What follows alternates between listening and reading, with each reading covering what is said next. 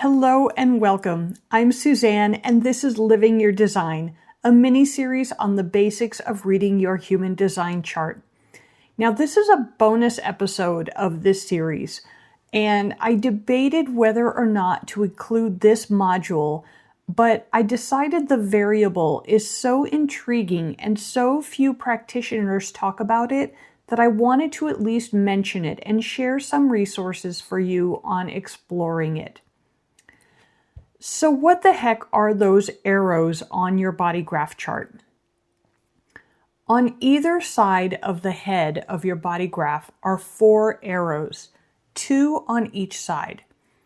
And depending on where you run your chart, some systems don't even show these.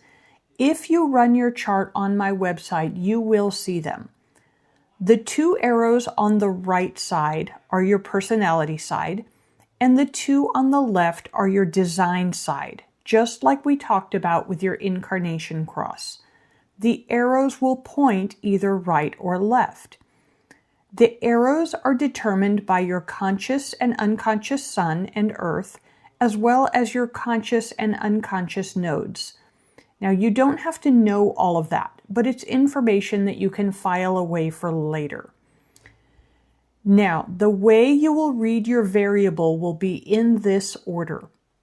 Starting on the right-hand side, the personality side, which is the letter P, then the top arrow direction, either left or right, the bottom arrow, left or right, then you'll move to the left side, the design side, or the letter D, the top arrow direction, and then the bottom arrow direction. So for example, mine is PLR, DRL. On the right side, the personality side, my top arrow faces left and my bottom arrow faces right. And then on the left side, the design side, my top arrow faces right and the bottom arrow faces left.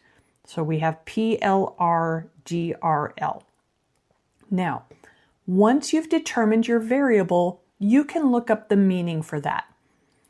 So in addition to the overall theme, you can also look at the individual pieces, which many people do.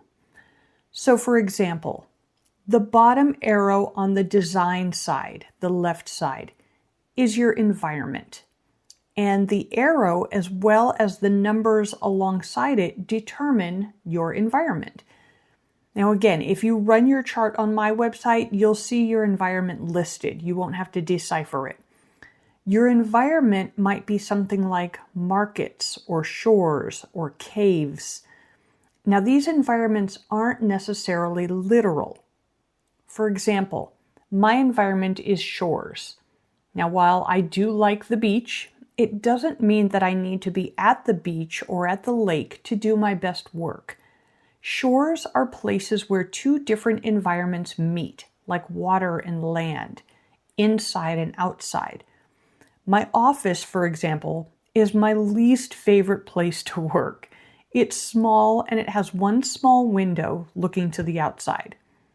However, sitting on my sofa in the living room, which not only looks out a wall of windows to the outside, but also transitions to the kitchen, is my favorite and most inspiring place to work at home. Now, if your environment is markets, for example, you probably do well sitting with your laptop at a coffee shop in the middle of the hustle and bustle of transactions going on. That peripheral activity drives me crazy and I can't focus. That is not my environment. So environment can be a fun aspect of your chart to play with. Another piece of your variable is the top left arrow, the design side. This is what is called your determination or digestion. And it's how you take in not just food, but all of life. A left-pointing arrow is active brain, thriving on structure and consistency. A right-pointing arrow is passive brain, absorbing information like a sponge, less structure, more flow. Now you can get more detailed information using the color and tone of your digestion, again with those numbers that are next to the arrows, like if it's open or closed, hot or cold. But again, if you run your chart on my side, that detail will be listed with your chart. Now there's not a lot of clear information online about the variable, and it is a bit more advanced. I do recommend really digging into the basics of your chart before diving in too deeply into the variable rabbit hole. Get really comfortable with applying your type, strategy, and authority first. As experimenting with your variable will make much more sense if you have those foundations in place. Now, there is one resource I've found the most helpful, and that is a book called Human Design Variables by Tina Grello that I found on Amazon. And I'll pop that link in the show notes for you. So if you're working with the Living My Design journal, take some time and fill in your variable just to start getting comfortable with it. And for starters, look at your environment and see how that feels. Does your environment ring true as a comfortable or inspiring place for you? And remember, living in your design is an experiment. There is no single right way to live your life.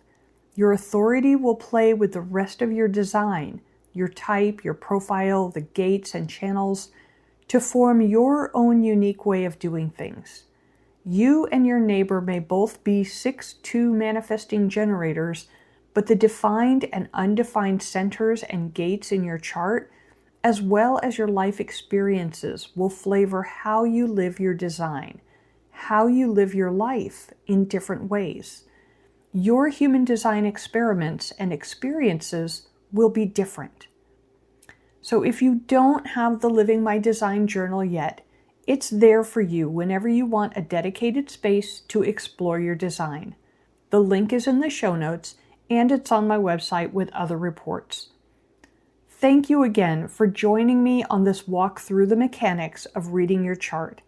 I hope it's helped you decipher some of the mystery behind your bodygraph and make it more inviting and less intimidating to explore.